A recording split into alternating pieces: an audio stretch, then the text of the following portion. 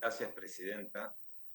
Bueno, antes de hablar del debate, quiero primero coincidir con un planteo que ha hecho la senadora Fernández Sagasti en cuanto a la necesidad de que la dirigencia política exprese su rechazo a todo tipo de declaración que pueda involucrar una especie de golpe de Estado en la Argentina. Me parece que nos recuerda las peores prácticas y la política tiene que tener la suficiente madurez como para reaccionar ante algunas declaraciones que se toman al azar, pero tratándose de acciones políticas, nada puede tomarse al azar en nuestro país. En segundo lugar, también a modo de reflexión, Presidenta, creo que este es un debate con mucha pasión, eh, pero la pasión también requiere de cierta templanza y también va dirigida, con todo respeto, a la senadora Fernández Sagasti, que quizás quisiera creer que no tuvo la intención de tratar de vagos e ignorantes, una descalificación que no amerita la responsabilidad que cada uno de los señores senadores tenemos en nuestras bancas, de manera virtual, a la distancia. Quizás esto insuma algunos minutos del cierre, pero lo quería dejar aclarado porque creo que cada uno desde sus provincias hacen el mayor de los esfuerzos para tratar de que el Senado pueda estar a la altura de las circunstancias en el marco de la cuarentena y la pandemia. Dicho esto, quiero decir lo siguiente. Yo no voy a cerrar el debate haciendo referencia a una cuestión pormenorizada de los artículos, porque para esto, para el análisis del proyecto, los miembros de nuestro interbloque han sido muy contundentes. Yo voy a referirme concretamente, o voy a tomar como punto de partida un documento de la Vicepresidencia de la Nación que se dio a conocer 48 horas antes de esta sesión. Y creo que sin lugar a dudas es la columna vertebral del pensamiento político del gobierno en la Argentina. O mejor dicho, en el marco del gobierno es la columna vertebral como en un tablero hay que analizar determinadas movidas de dónde se mueven las piezas centrales o las piezas principales.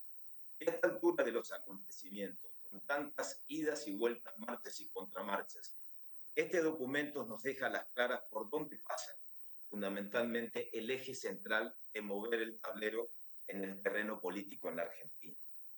Y quiero decirle, Presidenta, que yo, a ver, podría decir que tengo desde lo conceptual tres grandes coincidencias con el documento. La primera coincidencia es que no estamos hablando de una reforma judicial. La segunda coincidencia, que la Argentina realmente se debe una verdadera discusión en cuanto a la reforma judicial que necesita el país. Y la tercera, que como usted lo dice al final del documento, por encima de todo está la democracia y la Constitución Nacional y el rol del Congreso. Lógicamente que hay coincidencias conceptuales, pero después ya voy a ingresar un poco al fondo y las disidencias más allá de lo conceptual. Dicho esto, con respecto al resto del documento, y que el resto del documento fue quizás el eje central o el denominador común de muchas de las argumentaciones del oficialismo en la jornada de este recinto, desde el miembro informante hasta senadores calificados que son parte de ese núcleo de pensamiento de poder. Yo quiero decirles que con el resto no tengo ninguna coincidencia, pero la más mínima coincidencia con el resto del documento. Ni desde la letra, ni de la valoración política con respecto al anterior gobierno, ni de lo que se hizo o no se hizo. Y esto, para interpretarlo, para que nosotros lo podamos entender, yo quiero recordar las palabras de un expresidente de la Corte Suprema de Justicia que, bueno, para nosotros fue una referencia en materia de derecho, el doctor Carlos Fay, donde el doctor Carlos Fay expresaba que las opiniones son libres, pero los hechos son sagrados. Porque lo que hay allí en ese documento son muchas opiniones y poca contundencia de los hechos. Hechos que en todo caso se están buscando. Ahora que si los buscan, y que están tratando de obtener con hombres y mujeres del derecho que también son parte de un equipo que es parte integrante de este gobierno. Quizás no tenga el marketing que ustedes denominan a la mesa judicial, pero lo que no podemos discutir es que este gobierno, acá hay hombres y mujeres que desde el primer día de que asumió este gobierno, intentan dejar en claro que los que son simples opiniones puedan tener trascendencia para transformarse en hechos de cierta relevancia jurídica. Para citarlo, el abogado Carlos Berardi, el procurador general del Tesoro, Carlos Zanini, la directora de Asuntos Jurídicos del Senado, Graciana Peñafort, el viceministro de Justicia, Juan Martín Mena, el consejero del Ejecutivo en el Consejo de la Magistratura, Jerónimo Utarrós, son hombres que son parte de un equipo en materia jurídica y que desde luego en materia jurídica tienen un pensamiento, una doctrina, que la discuten, que la tratan de imponer, de lawfare, de los casos, etcétera, etcétera, etcétera. Pero hasta ahora lo que tenemos, Presidenta, son opiniones. Y esa es una gran diferencia a la hora de valorar gestiones. Porque si nosotros tenemos que hacer una valoración del 2003 al 2015, mire la gran diferencia. Ya no estamos solamente con respecto analizando opiniones, sino hechos. Hechos concretos y contundentes. Ricardo Jaime con condena. Condenado por la tragedia de Once, por malversar fondos del Estado, por enriquecimiento ilícito. Udú con condena por la causa Chicone. Los bolsos de López con 9 millones de dólares no son únicamente opiniones, son hechos con condena. La Rosadita con Lázaro Báez con condena. La causa de vialidad en la mega obra son opiniones, son hechos con condena. Y junto a estos, enormes procesamientos firmes que están a la espera de juicios orales. Entonces, a ver, una cosa son las opiniones y otra cosa son los hechos. Vamos a entrar ahora en este documento con respecto a las coincidencias, que también hay distintas miradas, porque yo creo que es un documento muy rico para discutirlo justamente en este debate, en este cierre. Primero, es cierto que no es una reforma judicial, pero habría que ir un poco más allá. Quizás como lo dijo el senador Alberto Gueretilnec en el cierre, esto es una reforma, un parche que se queda a mitad de camino, que no sabemos bien qué es. Es una reforma integral. ¿Será un punto de partida? Y también tengo mis dudas. Entonces, ¿qué es? Es una reforma del fuero federal penal. La pregunta es, y acá viene con lo que tanto se ha dicho, que se insistía con respecto al tema del narcotráfico y de los problemas de los argentinos. La pregunta es, ¿para proteger a quién? ¿Ustedes creen que con esta reforma, como ustedes afirmaron, paramos el narco en la Argentina? ¿Ustedes creen que con esta reforma se paran la venta de la droga en la Argentina y los balazos cruzados? ¿Ustedes se acuerdan en qué periodo creció exponencialmente la venta de droga en la Argentina? Entonces, ¿protegemos a las víctimas de delitos? Yo dudo. Sinceramente, con esta reforma yo dudo. ¿A los delincuentes entonces? Buena pregunta. Esta sí que es una buena pregunta.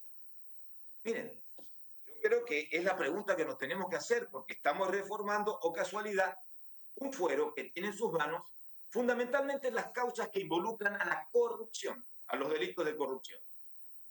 La causa que resuelven los juzgados federales, los federales son los delitos de corrupción, donde están implicados funcionarios públicos, donde están implicados siempre el Estado, donde siempre la cancha está embarrada. O casualidad, la reforma tiene que ver con estas cosas. Reformar el fuero federal en la causa que involucra a la corrupción.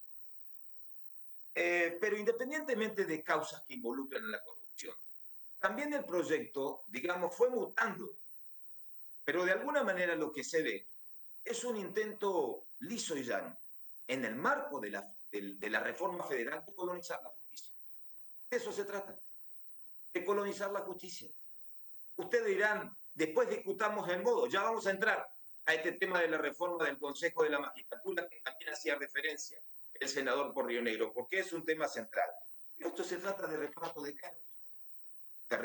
cargos, Hay que buscarle el título que quieran, pero estamos creando juzgados, ponen jueces, designan secretarios, fiscales, defensores, ser la justicia. En definitiva, de eso se trata, ser la justicia, pero ya no es cualquier justicia. Por eso el puntapié inicial no es cualquier reforma, es la justicia federal. No solamente para crear estructuras, sino serla, contarla. La segunda gran coincidencia, bueno, es cierto, el país se debe una verdadera reforma judicial. Esto también es muy cierto y hay que discutirlo con profundidad. ¿Qué reforma judicial se debe a la Argentina? Un sistema de procedimiento mucho más ágil en lo comercial, en lo civil, que todavía sigue siendo escrito, arcaico. La reforma de los juicios en materia laboral, que los juicios laborales son eternos. La reforma previsional. ¿Cómo no vamos a discutir una reforma de la legislación previsional en la Argentina con las cosas que pasan, que estamos discutiendo esta reforma y todos los días le han licuado el poder adquisitivo a los jubilados? Miren, si lo tenemos para discutir muchas cosas en materia pendiente de reforma judicial en la Argentina. Ahora vamos a hablar también de la reforma. Hablemos del Consejo de la Magistratura, porque este sí que es un tema importante en la Argentina. Porque de los consejeros que son parte, o algunos que pasaron por el Consejo, también han puesto en tela de juicio el criterio del mecanismo de selección de los jueces. Miren, los mejores jueces no son muchas veces los que tienen el mayor conocimiento. Los mejores jueces son las mejores personas, los que tienen, digamos, un compromiso con la perspectiva de género. Los mejores jueces son los más democráticos, los más justos, los más nobles, los que tienen una mirada plural. Esos son los mejores jueces en la Argentina.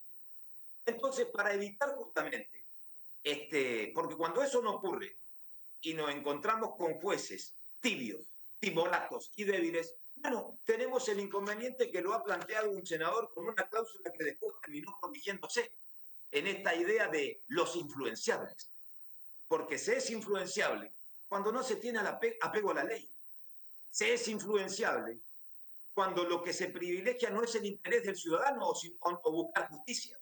Se es influenciable porque justamente no se tiene la entereza que se tiene que tener a la hora de estar en un juzgado.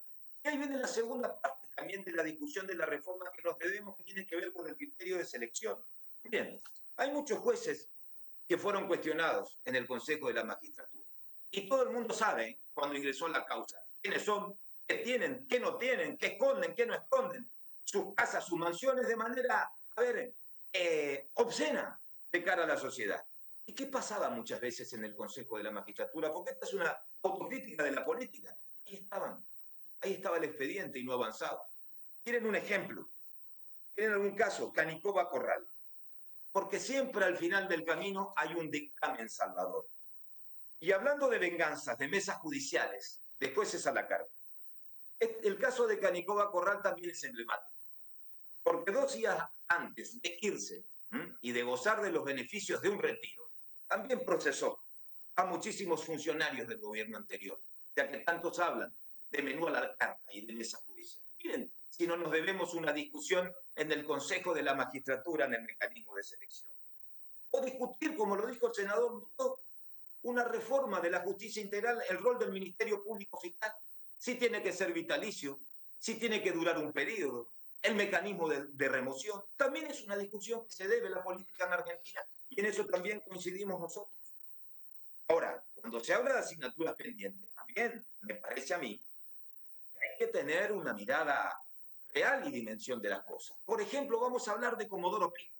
Hablemos de Comodoro Pi porque el eje central de la reforma tiene que ver con Comodoro Pi. Y también hay que hacerse responsable de Comodoro Pi. Acá hay una senadora que expresó que el peronismo fue votado para cambiar las cosas. Bueno, yo me quedo con esta definición de que el peronismo fue votado para cambiar. Hay que hacerse cargo. De los 12 jueces de Comodoro Pi, solamente 2 jueces fueron designados en gestiones donde no gobernó el peronismo. Solamente 2 jueces.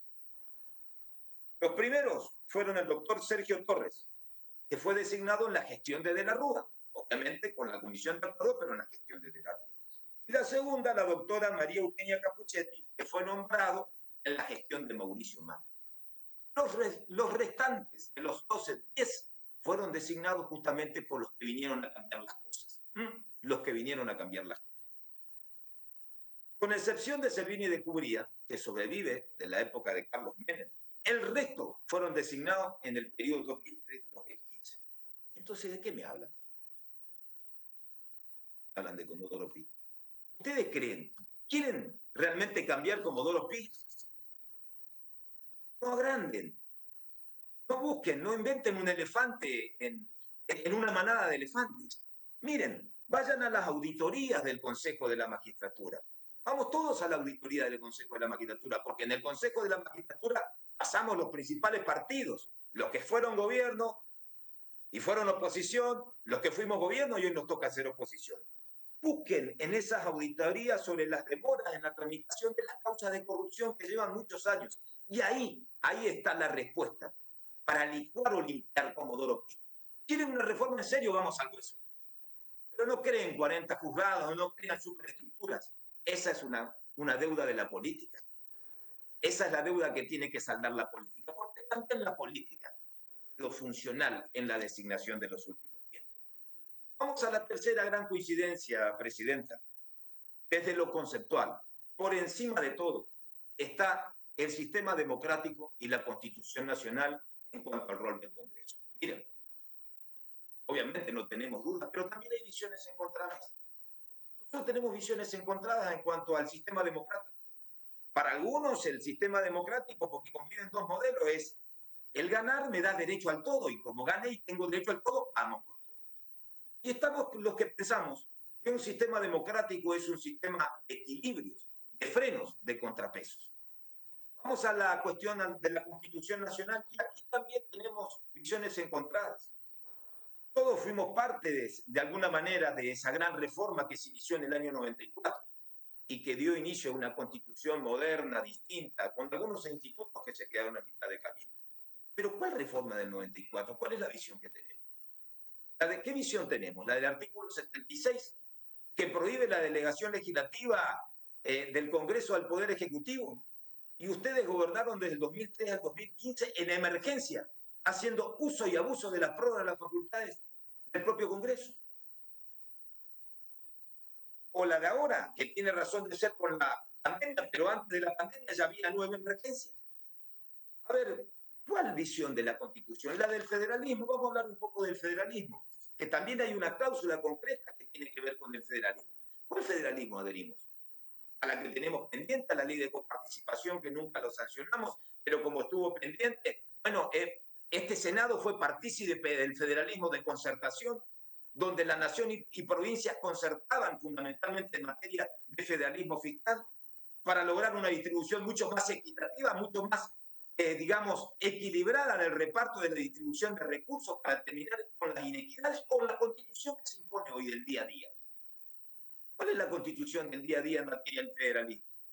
La sumisión, el disciplinamiento, la concentración de recursos, perder todos los porcentajes de materia de coparticipación y de recursos que se lograron en los últimos 4 años en materia de federalismo de concertación, nos guste o no nos guste. Entonces también acá tenemos visiones encontradas. Podemos coincidir, pero acá están las diferencias. Miren, y hay un tema no menor, que tiene que ver con la última parte del documento. Esa última parte, donde la vicepresidenta hace referencia de que las posturas ideológicas, el lugar donde se discuten las diferencias, hasta aquellas cuestiones que no tenían que discutirse, fueron enviadas al Parlamento, porque las diferencias y las posiciones encontradas se resuelven en el Parlamento. Pero también acá no solo tenemos una diferencia, y quizás acá está la diferencia central con el oficialismo. Miren, esta es la diferencia central.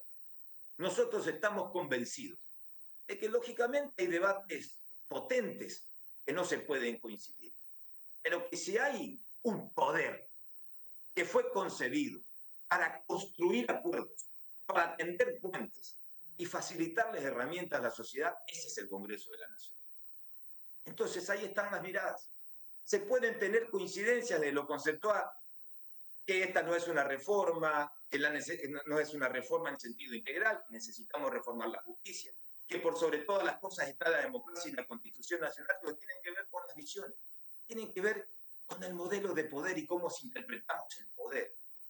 Por eso no hay margen de acuerdo, por eso no hubo un punto de partida, de convocatoria amplia, por eso no existió receptividad, porque no se escuchó ni siquiera a los académicos del propio palo, que marcaron claramente que no era la mejor de las reformas. Tampoco se escuchó a la política, a los que estamos enfrente, que pensamos distinto y que teníamos para aportar. Pero no solamente Juntos por el Cambio, tampoco se escuchó a la fuerza de la Baña, tampoco se escuchó a un bloque de diputados de Córdoba que le dijo que en estas condiciones no se avanza.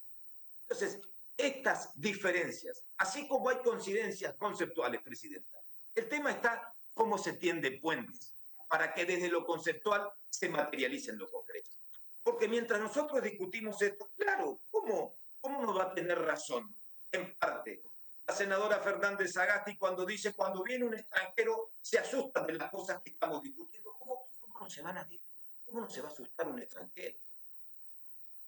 En un país que todavía está deambulando y a los tumbos, con 8.900.000 compatriotas que cobran un ingreso familiar de emergencia, con una economía a los tumbos, con un país que va a terminar a fin de año con el 50% de la pobreza. ¿Cómo no se va a sorprender un extranjero que la agenda de la Argentina pase por una reforma de estas características? Por agrandar la torta, para solucionar el problema de quién. Algunos hablan de la impunidad y de la revancha, ¿y ustedes qué creen? ¿Que la impunidad y la revancha tienen un nombre? ¿Tiene un apellido? Cuando se colonizan los juzgados federales, la impunidad y la revancha que se sientan con una reforma tiene que ver con los tiempos, tiene que ver con el futuro. Ese es el problema que nosotros tenemos, Presidenta, y que ustedes lo tienen que resolver. Nosotros estamos para acompañar con inteligencia una agenda de futuro. El problema que tenemos es que tenemos un oficialismo que tiene nostalgia por un pasado. O yo diría, miren, nostalgia por las peores prácticas del pasado. Ese oficialismo que cree que quizás ese triunfo electoral le da derecho a reeditar materias pendientes. Y esas materias pendientes, por lo menos en este primer paso, en este liderazgo que marca la columna vertebral del pensamiento del oficialismo, es un gran error, porque es la nostalgia del pasado con la intención de ser la justicia. Y creo que esto no es bueno. Creo que no es saludable, no es muy bueno, y creo que es un retroceso a los empujones de prepo. No sirve, no sirve cuando se tienen los números y cuando una oposición y una sociedad lo único que exige es poner freno y tiempo y encontrarle sentido común a las cosas. Para terminar, Presidenta, miren, al igual que en el 2013, se intentó una reforma, es cierto, y de alguna manera se ha puesto bajo la lupa a ese poder judicial. Cuando hay un poder desenfrenado y cuando los ciudadanos no encuentran respuestas en la política, cuando la política no tiene la capacidad de acordar, cuando la política no tiene la capacidad de parar, cuando la política no tiene capacidad de encontrar entendimientos, cuando la política tensa la cuerda, independientemente de lo que le puede pasar a la gente, el último refugio, el último bastión que le queda a los ciudadanos en resguardo de la libertad, en resguardo de las garantías constitucionales y de un poder judicial independiente es la Corte Suprema de Justicia. Y este mensaje quizás tenga que ver con un mensaje al poder del Estado, a ese poder del Estado. Es el bastión, el único bastión que le queda a los ciudadanos cuando la política está desbordada y cuando arremeter y redoblar la apuesta es el denominador común. Designando, intentando cooptar la justicia, jueces prácticamente en comisión, avanzando como se intenta hacer con los traslados, con todas las cosas que fueron expresadas a lo largo del debate. En esa oportunidad histórica fue la Corte la que ha puesto un freno a los desvíos. Yo creo que también la Corte debería tomar nota, que está llamada a tener un rol decisivo y para salvaguardar las instituciones de la República.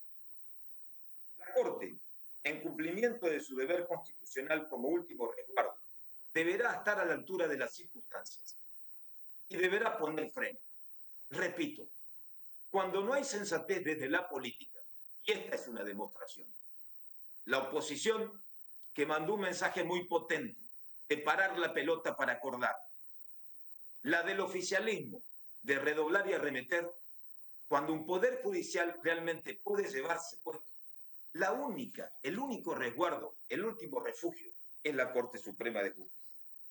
Por eso quiero decirles que a esta altura de las circunstancias, con un debate que termina, más allá de las coincidencias, quizás el sabor amargo tenga que ver con el hecho de imponer y de redoblar apuestas. Tampoco sirve. Y acá también hay dos mensajes, ¿eh? El de la última instancia, el de la Corte, pero también el de la política. Hay otra instancia que se va a iniciar seguramente después que terminen y ustedes obtengan los números, porque los números lo tienen para imponer en este Senado.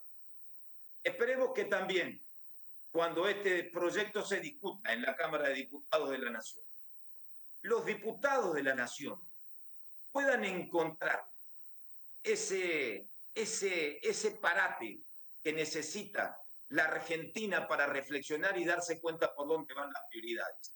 Y quizás ahí sea la última esperanza, antes que la propia Corte, que la dé la política, para decir, esto se merece un compás de espera, hay otras prioridades, miremos a la sociedad, nos exigen